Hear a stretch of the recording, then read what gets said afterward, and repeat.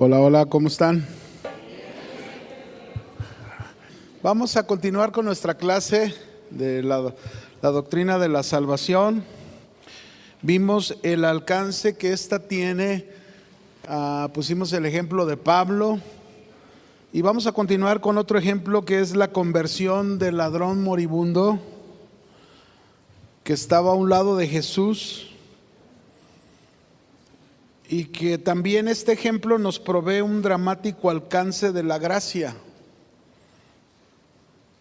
Como la gracia de Dios en operación echa mano de un criminal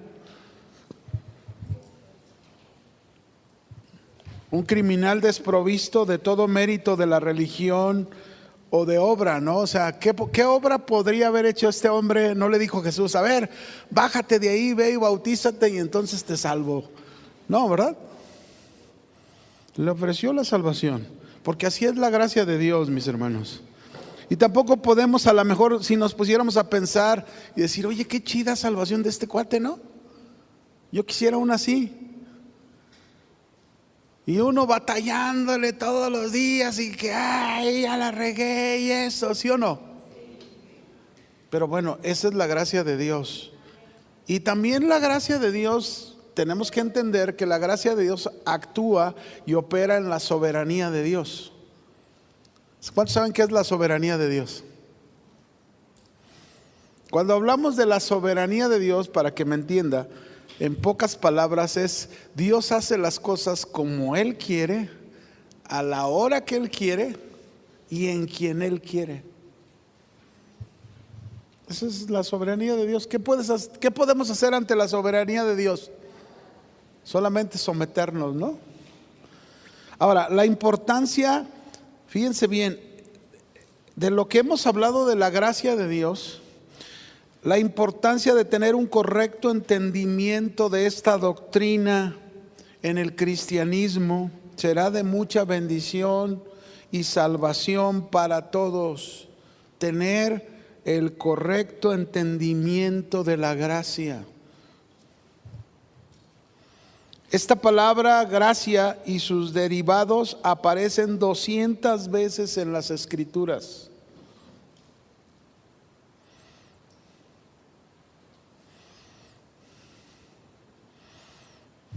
Ahora fíjense bien, ningún fundamento que estaremos estudiando de la salvación lo podremos entender si no entendemos correctamente este primer fundamento de la gracia.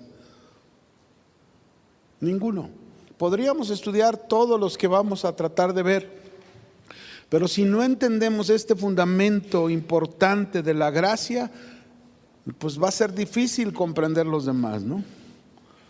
La gracia es la única fuente de la salvación, la única. Acuérdese, ¿verdad? Efesios 2:8.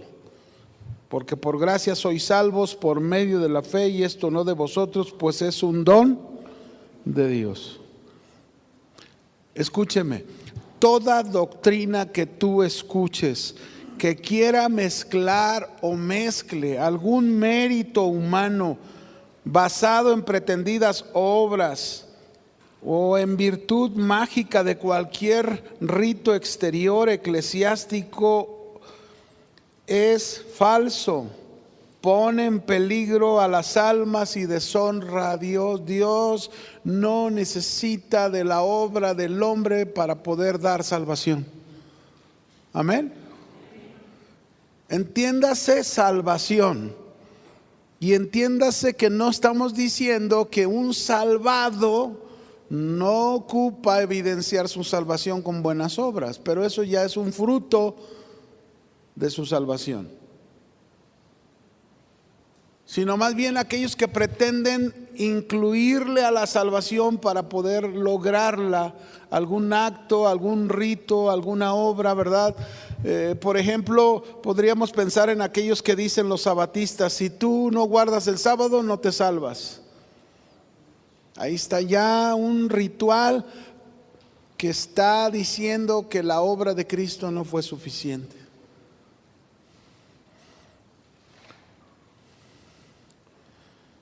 No hay necesidad entonces de añadir nada a lo que efectúa la gracia.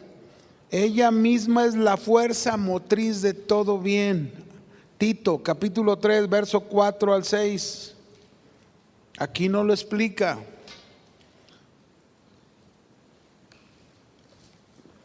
Tito, capítulo 3, versículo 4 al 6.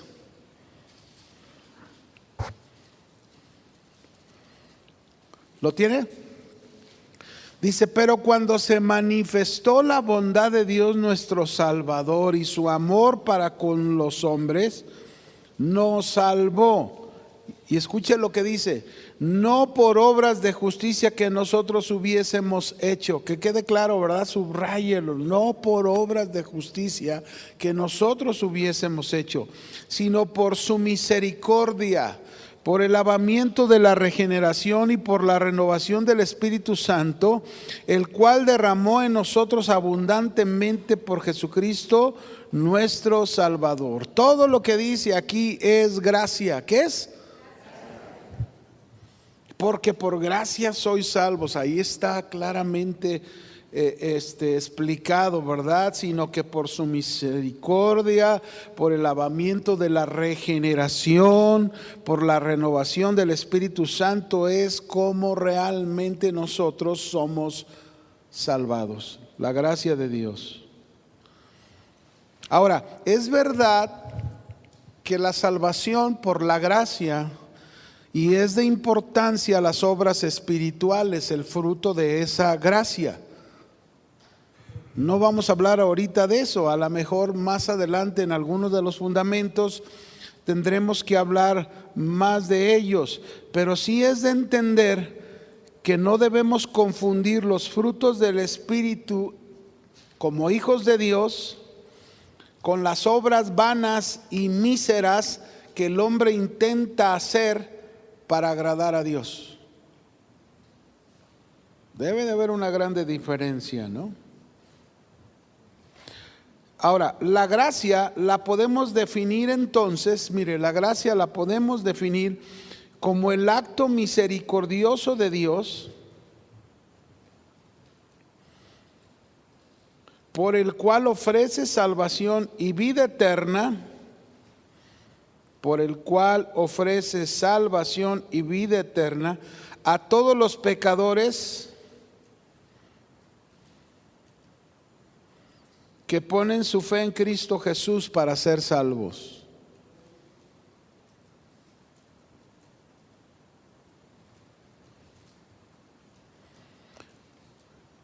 Y creo, mis hermanos, que donde mejor podemos ver este mensaje de la gracia está en las palabras de Jesús cuando Él dice en Juan 3:16, un texto que todos conocemos, ¿no? Ahí está manifestada la gracia de Dios. ¿Qué dice? Porque de tal manera amó Dios al mundo, que ha dado su Hijo unigénito para que todo aquel que en Él cree no se pierda. Pero fíjese cómo esta salvación parte de algo. De tal manera amó Dios al mundo. Y cuando habla mundo se refiere a todas las personas que habitan este mundo, ¿no? La gracia, mis hermanos, es el manantial y la fuente. La gracia es el manantial y la fuente de todos los beneficios recibidos por Dios. ¿Cuántos beneficios? Todos. Es por la gracia de Dios. Es decir, el que nos salva por gracia, nos introduce en la esfera de la gracia. Nos introduce en la esfera de la gracia al dotarnos con todos los favores y habilidades para cumplir una tarea en esta tierra. Es decir, si lo aplicamos en una manera sencilla, una pareja de casados que tienen hijos, esa familia, esa pareja de matrimonios no van a poder llevar a cabo una familia como debería de ser si no es solo por la gracia de Dios. o es decir, hasta que no se conoce de la gracia de Dios que se recibe de ella, es que el varón y la esposa pueden llevar a cabo el matrimonio como lo deberían de llevar de acuerdo a las Escrituras, y la dirección de sus hijos conforme a las Escrituras, por la gracia. ¿Por qué? Porque dijimos que la gracia nos dota de favores y habilidades para cumplir, por ejemplo, como esa tarea. O como un hijo, ¿no? A lo mejor aquí hay hijos que sus papás no son creyentes y tú sí lo eres. Y volvemos a lo mismo, ¿no? La gracia es la que te dota y te da la habilidad para que puedas cumplir la tarea con tu familia, aunque nadie en tu familia sea convertido y tú seas el único. Sin esa gracia no lo vas a poder hacer. Sin esa gracia el varón no puede cambiar para amar a su esposa como la debe de amar, ¿no? En el pasado le decía, te amo, pero hacía un montón de cosas que la lastimaban. A ver, ¿cómo está eso? Que la amas, pero haces muchas cosas y la lastimas, ¿no? Entonces eso no se logra entender hasta que no se tiene la gracia. Cuando se tiene la gracia de la salvación, la nueva vida, entonces se comienza a entender, no, pues es que no debo de hacer esto. Si la amo, pues dice la Biblia que la debo de amar como Cristo amó la iglesia. ¿Y cómo amó Cristo a la iglesia? Él demostró con su vida dándolo todo por ella. Y entonces comienza el hombre a hacer las cosas, y lo mismo la mujer, ¿no?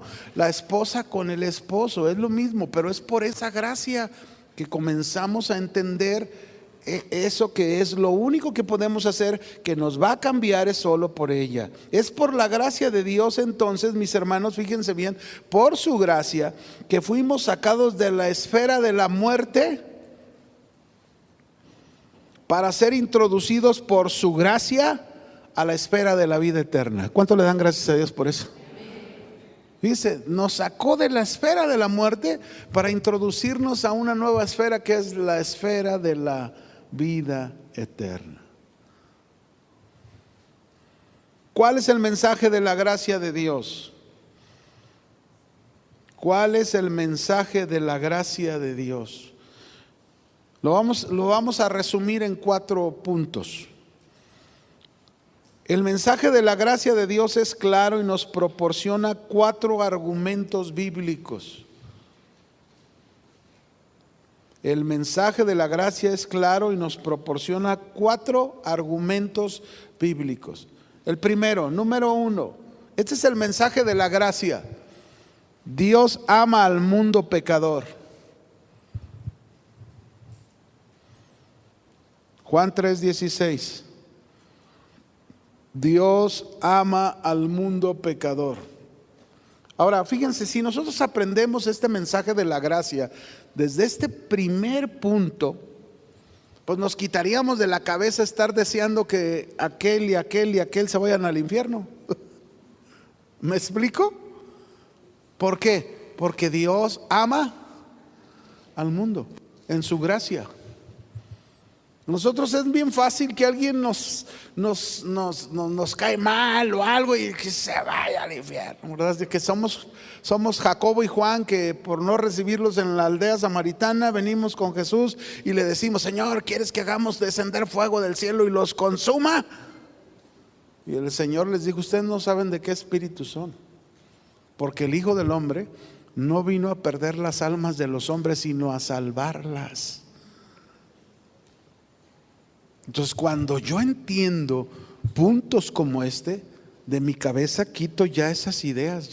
Yo ya no puedo estar deseándole el infierno a nadie, porque la gracia de Dios, Él ama al mundo. Que ya ellos decidan y no quieran nada, ya es su decisión, pero nosotros no participamos ni en oración ni en otras cosas, ni en declaraciones de andar mandando a la gente al infierno. Amén.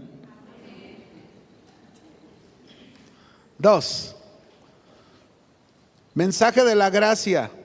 Dios da un medio de salvación. Dios da un medio de salvación para todos los hombres. ¿Quién es ese medio de salvación? Dígalo fuerte. Jesucristo. Ese es el único medio de salvación. Creo que Hechos 4:12 lo dice, ¿verdad? Porque está establecido que dice que los hombres solamente serán salvos por medio del Señor Jesucristo. No dije como dice el texto, pero es algo así como dice, ¿no? Pero ahí dice Hechos 4:12, usted puede leerlo ahí. El único que puede salvar, que el único nombre dado a los hombres para que sean salvos es Jesucristo. No hay otro medio. Si se busca otro medio, estamos fuera del blanco que la gracia ofrece, que es Jesucristo. El tercer mensaje de la gracia: el pecador debe de creer. Ese es el mensaje de la gracia. ¿El pecador qué? Debe de creer. En Juan 3:16 lo dice, en Romanos 10:10 lo dice. El pecador debe de creer, porque ¿por qué debe de creer? Porque es la respuesta al mensaje de Dios que el hombre le da. Acuérdese que el mensaje de Dios es por gracia. Se le conoce al evangelio, se le conoce como el mensaje de la gracia. ¿Por qué? Porque si no hubiera sido por la gracia de Dios, que aunque no lo merecíamos, se hubiese hecho ese mensaje del evangelio, ¿quién lo hubiera escuchado de nosotros? Sería imposible. Pero por su gracia Dios decidió que se escribiera, que se compartiera ese mensaje de la gracia, que es el mensaje. Y cuando escuchamos el mensaje, nosotros le damos una respuesta a Dios. Y una de esas respuestas es la fe. Claro, también es el arrepentimiento, pero la fe. Confiamos en ese mensaje, aceptamos que lo que Dios está diciendo es verdadero y por lo tanto obedecemos a Dios.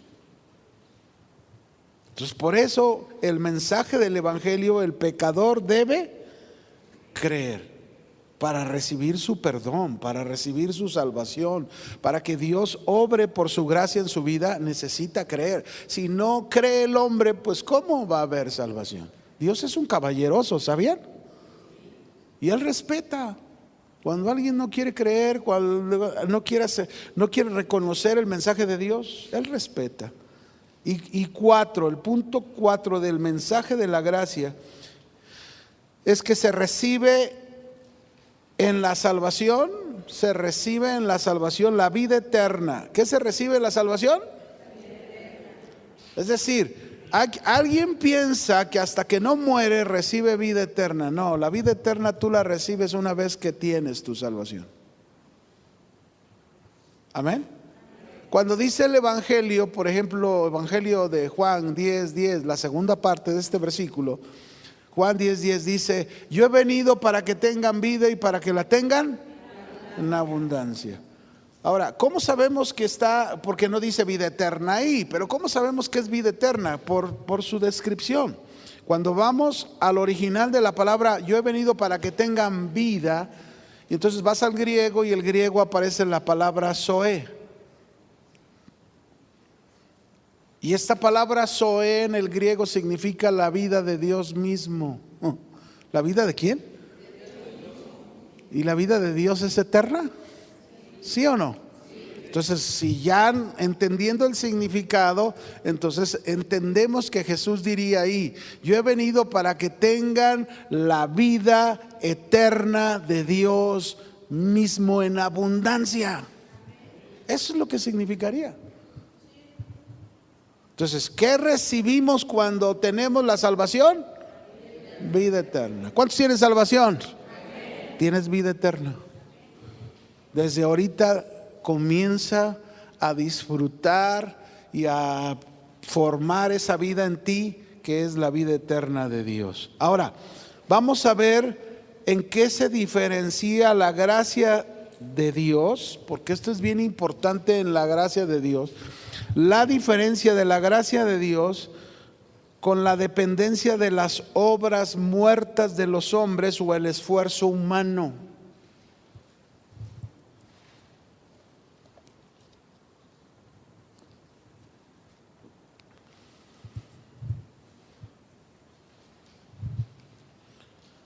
Ahora, la gracia es justamente, la gracia de Dios es justamente lo opuesto a ganar méritos por medio de las obras.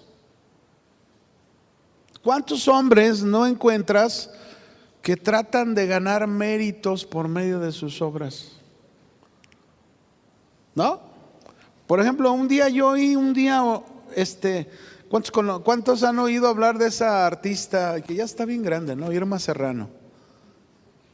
Un día ella dijo, la entrevistaron y dijo: ¿cómo no voy a tener ganado el cielo si mando camiones y camiones repletos de dinero cuando había un problema en el sur, en Chiapas?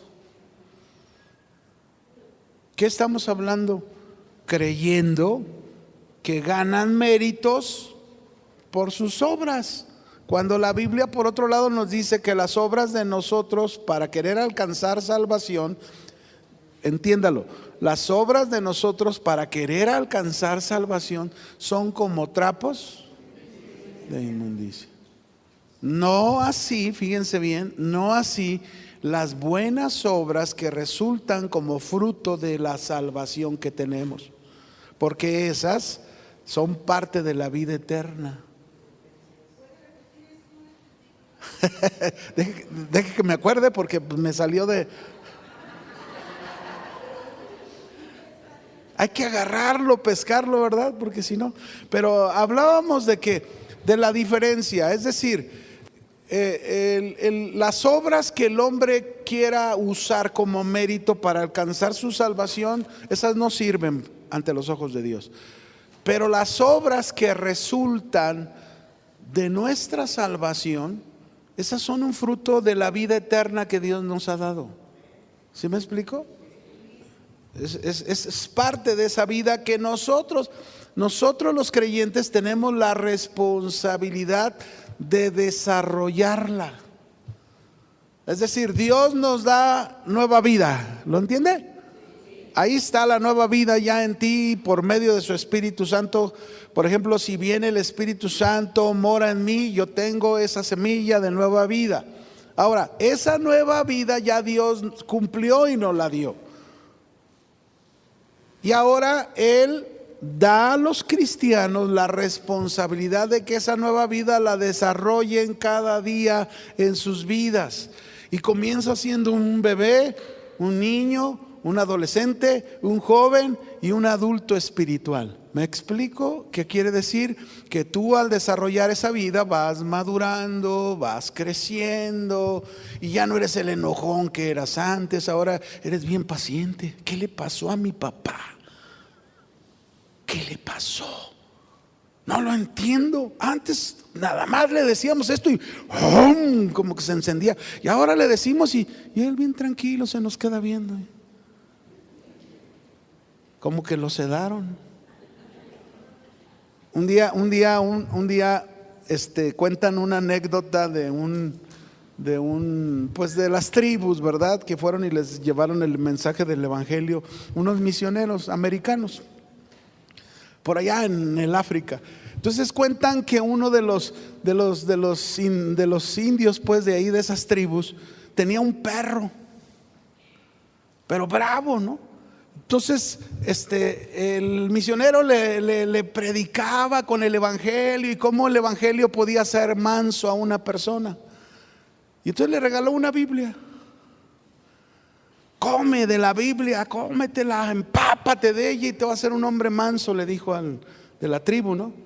Entonces un día el hombre de la tribu dejó la Biblia así arriba de una piedra, y llegó el perro, se la comió toda.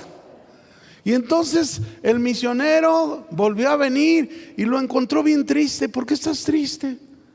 Es que mi perro se comió la palabra, se comió la Biblia y ya no me va a defender porque tú dijiste que se volvía manso. Estaba preocupado, ¿no? Pero él le dijo: no, es que no es así. Comerla es vivirla, ¿no? Pero es el comerla, todos esos lenguajes que oímos, comerla, vivirla, obedecerla, eso es formar, desarrollar la vida eterna en nosotros, la que Dios nos ha participado, por su gracia. Amén. Entonces debemos ser entendidos que el favor de Dios jamás puede ser merecido ni recompensado. Siempre se nos presentará como un don gratuito. ¿Un qué? Un regalo gratuito. Que viene de la palabra charis, si quieres así anotarlo en griego, y que significa regalo, favor inmerecido. De ahí surgen los carismáticos, ¿va? De ahí pues surge el nombre, no ellos. El nombre. Yo era un carismático de aquellos que Chuy hablaba, de esos jóvenes. Varios éramos, antes de que él llegara de pastor, éramos caris y nos congregábamos en ese templo que ustedes conocen aquí, Santa Filomena, y de ahí nos corrieron porque no nos pudieron explicar la Biblia en muchas dudas que teníamos. Pero bueno, Dios tenía un propósito, ¿no? Y mire todo lo que el Señor ha hecho, gracias a Dios. Romanos 11:6.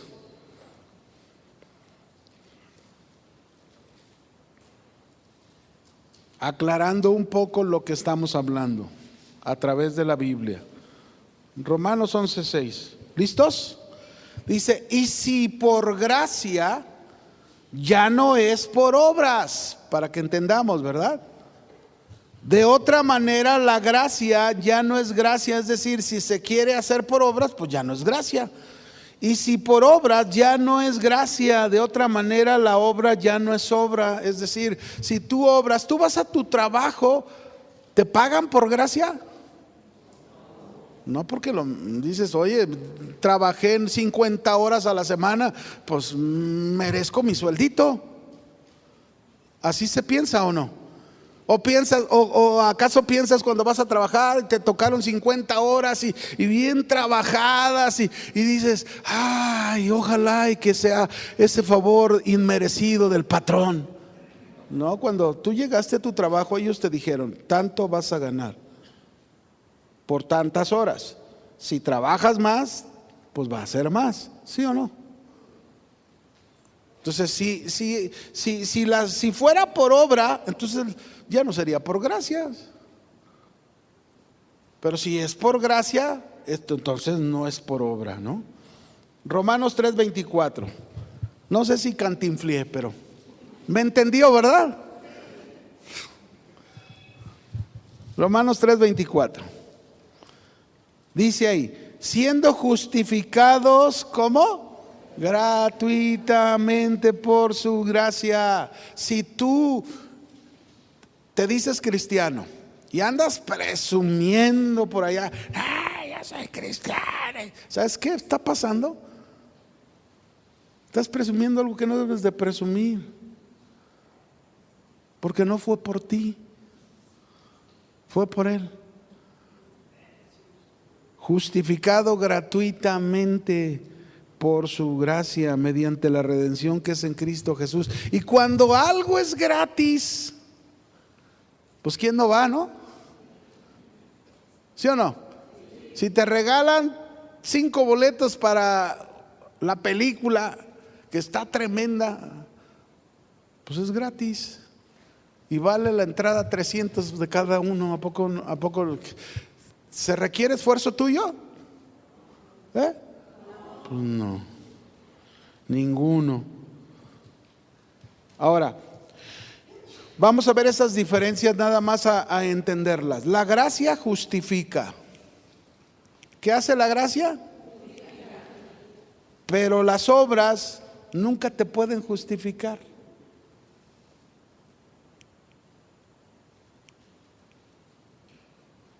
Nunca. Las obras nunca te pueden, ¿qué? Justificar, nunca. Fíjese, por ejemplo, podríamos hablar de un ejemplo en Hechos capítulo 10, cuando habla de este general Cornelio. Si ustedes leen ahí el libro de Hechos, vamos a ir ahí.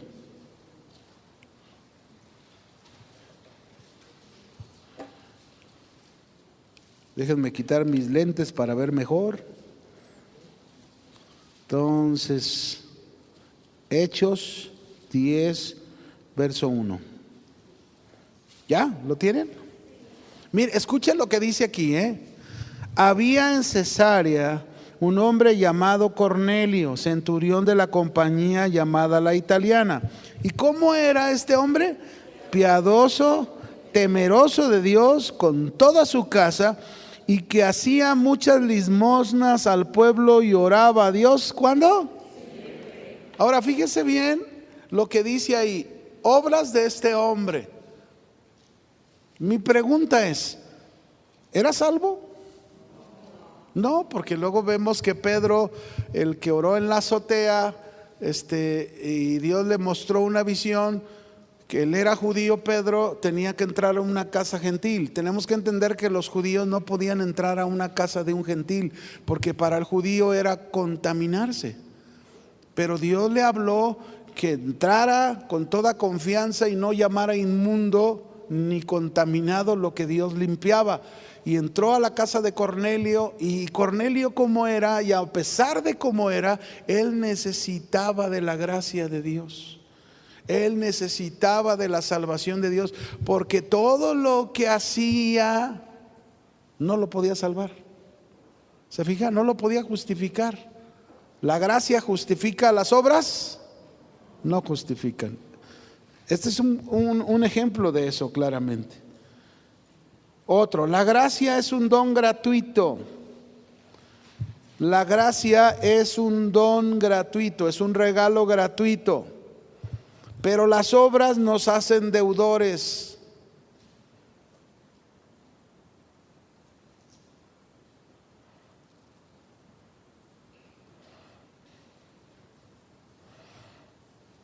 ¿Sí está claro este punto? Otro, la gracia, el tercero, la gracia imparte humildad. Vea lo que hace la gracia. La gracia imparte humildad, pero las obras hacen al hombre soberbio, orgulloso. Vamos a ver un ejemplo, Lucas 18, para que vean esta diferencia, ¿verdad? O veamos esta diferencia. La gracia imparte humildad y las obras hacen al hombre soberbio. Lucas 18, 9.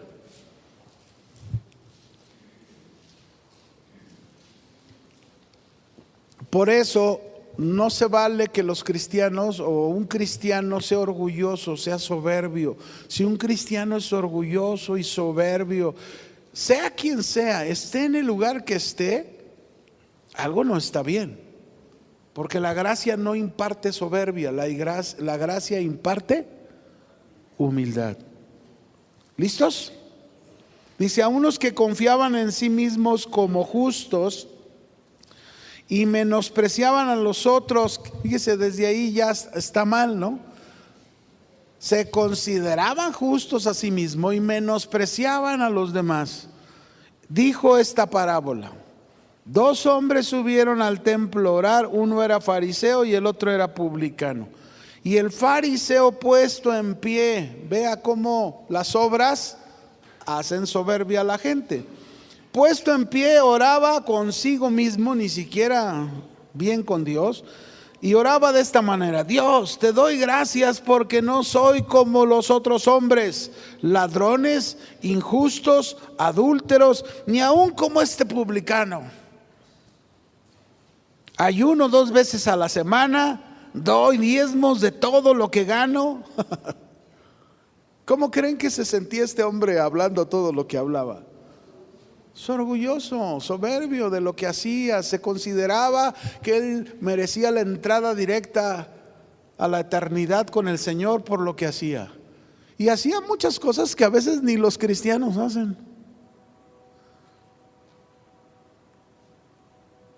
Pero sus obras, acuérdense, cuando son obras para querer buscar la salvación, son como trapos de inmundicia. Pero eso produce, las obras producen soberbia. Y ve al publicano, mas el publicano estando lejos, no quería ni aún alzar los ojos al cielo, sino que se golpeaba el pecho diciendo: Dios, sé propicio a mí, pecador. Os digo, que este descendió a su casa. ¿Cómo descendió?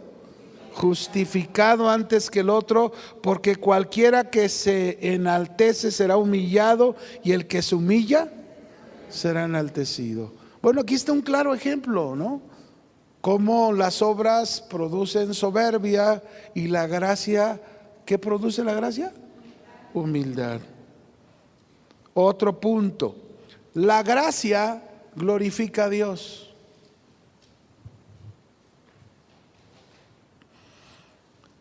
Las obras siempre buscan darle la gloria al hombre.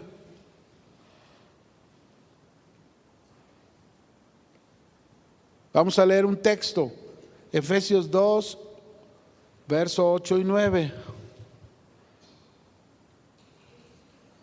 Capítulo 2, verso 8 y 9.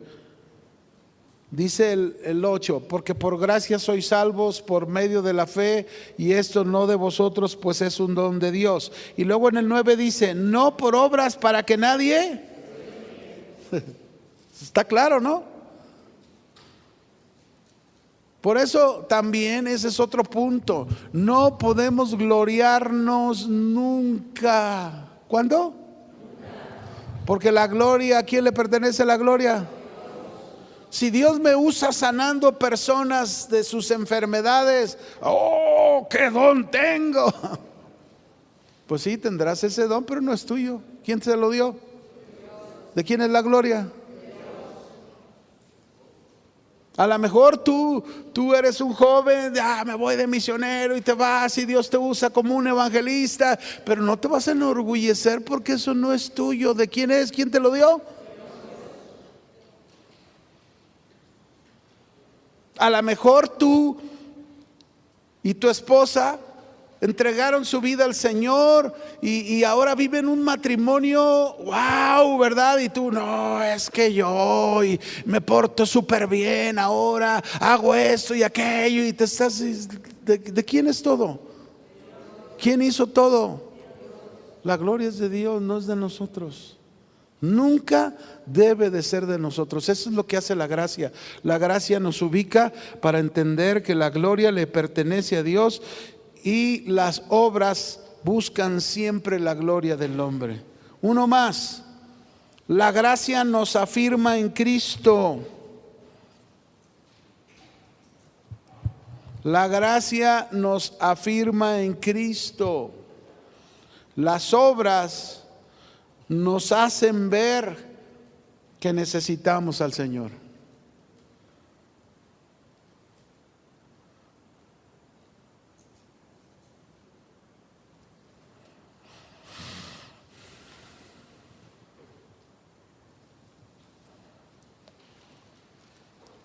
La salvación, mis hermanos, tiene una grandeza.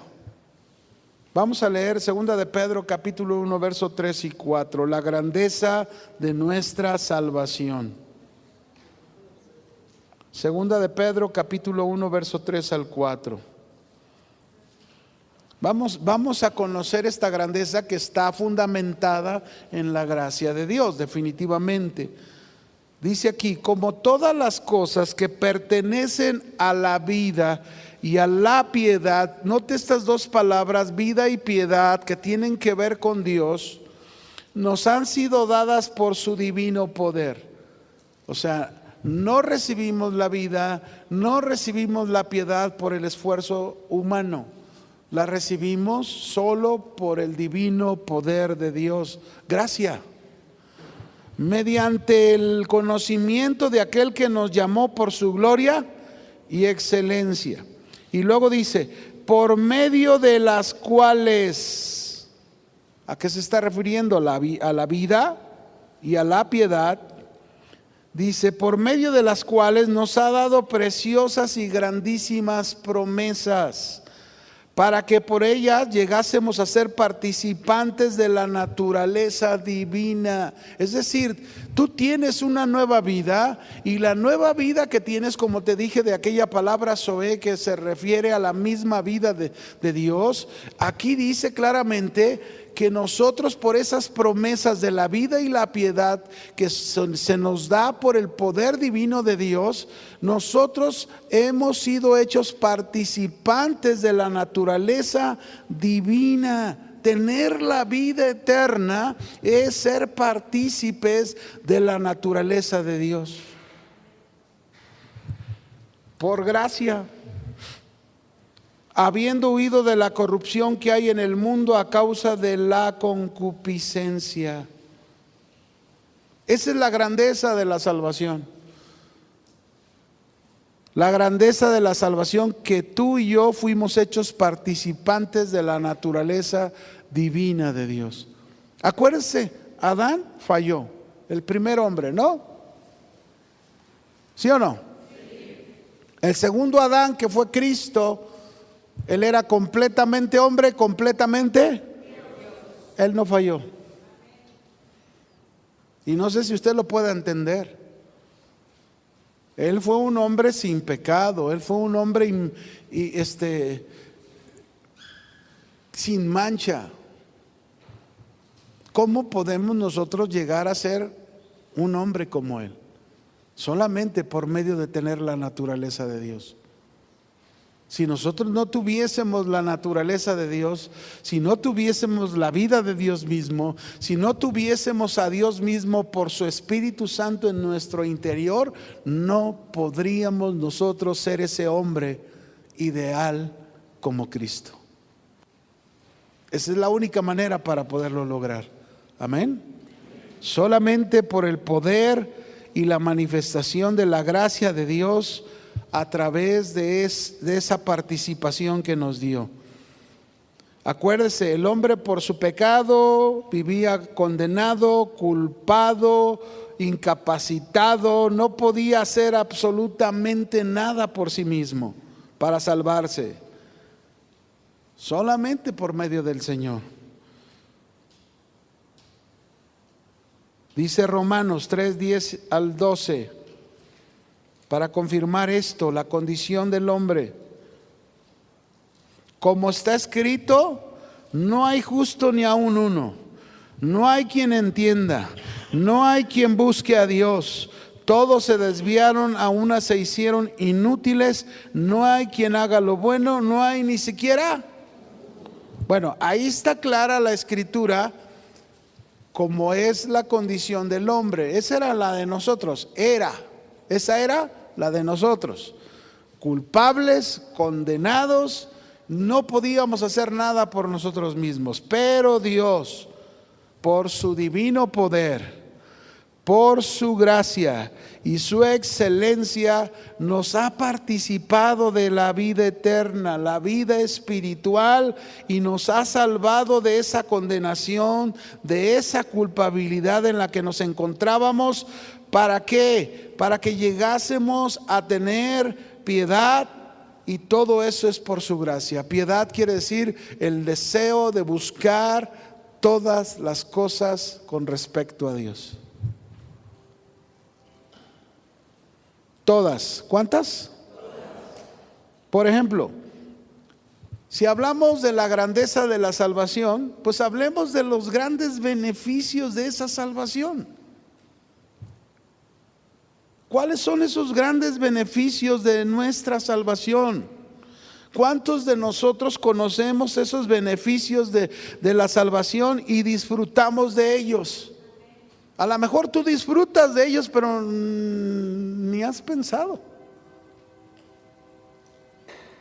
¿Cuántos de ustedes tienen un claro entendimiento de lo que consiste la salvación y lo que ella debe producir en nosotros? Ahora, fíjense bien, estos beneficios que podemos considerarlos también como fundamentos de nuestra salvación, es importante que entendamos que todos estos beneficios no van desligados, sino entrelazados los unos a los otros, y unos siguen a otros. Es decir, vamos a ir viendo algunos de estos beneficios, pero estos beneficios no están separados. Hablamos por separado, pero van juntos. ¿Qué quiere decir? Que cuando recibimos la salvación, todos esos beneficios recibimos. Todos.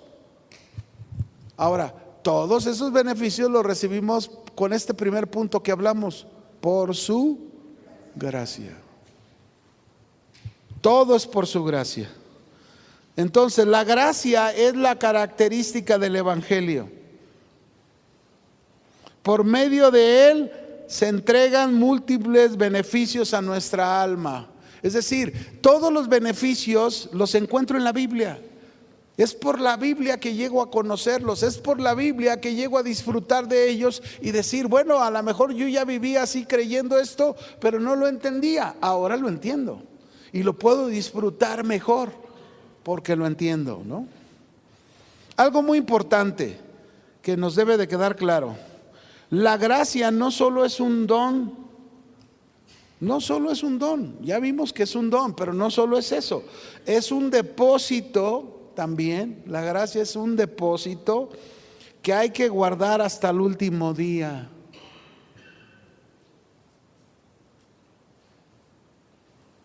Es un depósito que Dios te da para que lo guardes hasta el último día de tu vida.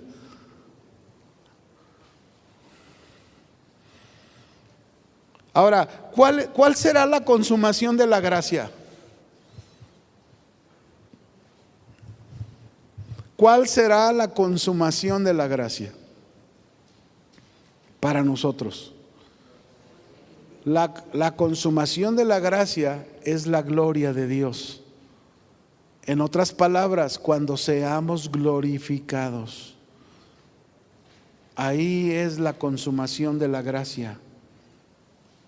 Cuando tú y yo seamos glorificados. Ahora, escucha esta otra parte que es interesante. La gracia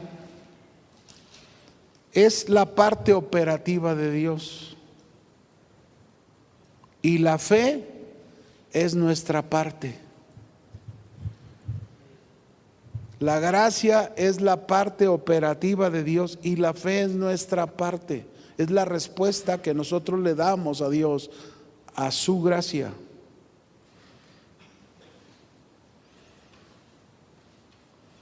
Bien, híjole, ya se nos fue el tiempo.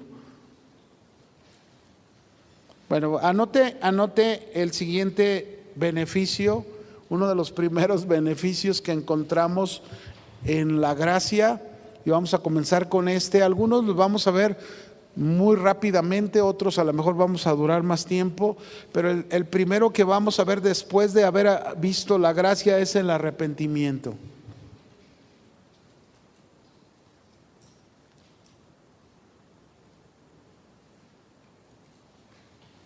Ahí como la ve, el arrepentimiento es un beneficio que nos da la gracia de Dios para nuestra salvación. Amén. Cuídese. Aquí nos vemos en la siguiente.